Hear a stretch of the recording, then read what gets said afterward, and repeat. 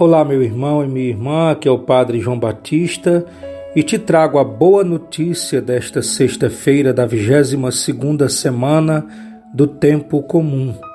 É o Evangelho de Lucas, capítulo 5, versículos 33 a 39. Ouçamos juntos e vamos rezar. Naquele tempo, os fariseus e os mestres da lei disseram a Jesus: os discípulos de João e também os discípulos dos fariseus jejuam com frequência e fazem orações, mas os teus discípulos comem e bebem. Jesus, porém, lhes disse: os convidados de um casamento podem fazer jejum enquanto o noivo está com eles? Mas dias virão em que o noivo será tirado do meio deles. Então, naqueles dias, eles jejuarão. Jesus contou-lhes ainda uma parábola. Ninguém tira retalho de roupa nova para fazer remendo em roupa velha. Senão vai rasgar a roupa nova e o retalho novo não combinará com a roupa velha. Ninguém coloca vinho novo em odres velhos, porque senão o vinho novo arrebenta os odres velhos e se derrama, e os odres se perdem. Vinho novo deve ser colocado em odres novos, e ninguém, depois de beber vinho velho, deseja vinho novo, porque diz: o velho é melhor. Palavra da salvação. Glória a vós, Senhor. Queridos irmãos e irmãs, aí temos mais um embate, uma discussão de Jesus com os fariseus e os mestres da lei.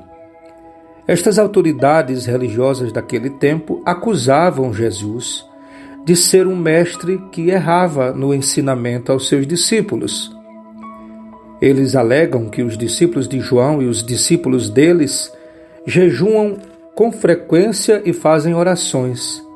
E os discípulos de Jesus, dizem eles, comem e bebem. Então, de repente, Jesus, diante desse questionamento, responde ensinando a cada um de nós o significado, o sentido do jejum, em primeiro lugar, tanto daquele tempo quanto do jejum de hoje. Vamos aprender.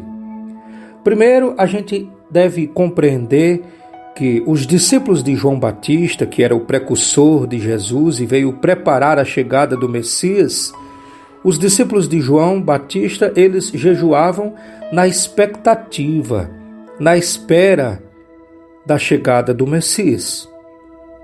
Os discípulos dos fariseus imitavam os fariseus no modo de jejuar, que não era esperando o Messias, mas era um tipo de jejum, como o próprio Jesus denuncia no capítulo 5 de Mateus. Ele diz: cuidado, quando jejuardes, não desfigurem o rosto para mostrar que são virtuosos ou que estão jejuando. Esse era o tipo de jejum dos fariseus, um jejum teatral, de quem queria apenas se exibir e mostrar um tipo de pessoa que não eram. Mostrar que eram virtuosos quando não eram. Jesus denuncia essa hipocrisia dos fariseus. Então aí temos dois tipos de jejum. Os discípulos de João jejuavam com uma certa sinceridade, pensando no significado espiritual daquele gesto, até porque esperavam a chegada do Messias. Mas os fariseus, o próprio Jesus aponta e denuncia a hipocrisia deles. Quanto ao jejum dos discípulos de João, não era mais necessário. Se eles jejuavam esperando o Messias, e se Jesus, o próprio Messias, já havia chegado, não havia mais motivo para jejuar. Por isso que Jesus diz: os convidados de um casamento podem fazer jejum enquanto o noivo está com eles? Claro que não.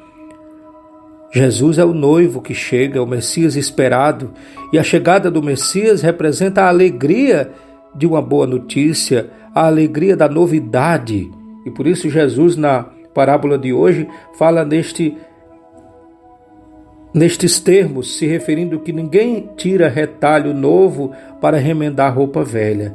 Jesus renova tudo, Ele é o novo que vem inaugurar na nossa vida uma grande transformação.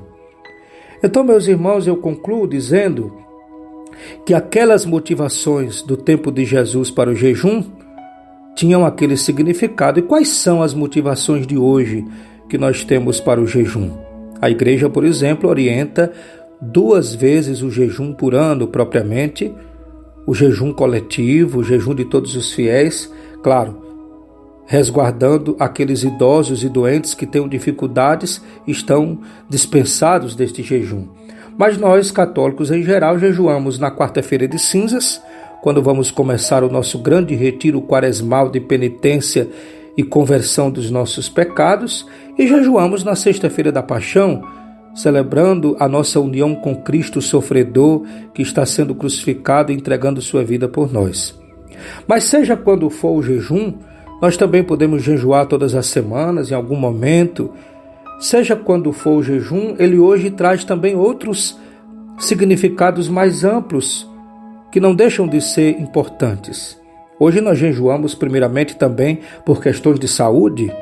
Quem de nós nunca ouviu do médico as várias restrições, não coma isso, não beba aquilo, para a gente não consumir este ou aquele alimento que faz mal à nossa saúde.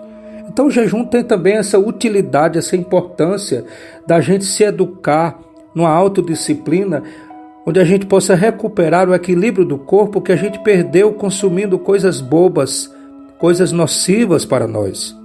Você pode identificar hoje o que você precisa jejuar, de que você precisa se abster para a tua própria saúde. Isso também ajuda a equilibrar a obra da criação que Deus fez em você, que foi o teu corpo, que tem dignidade.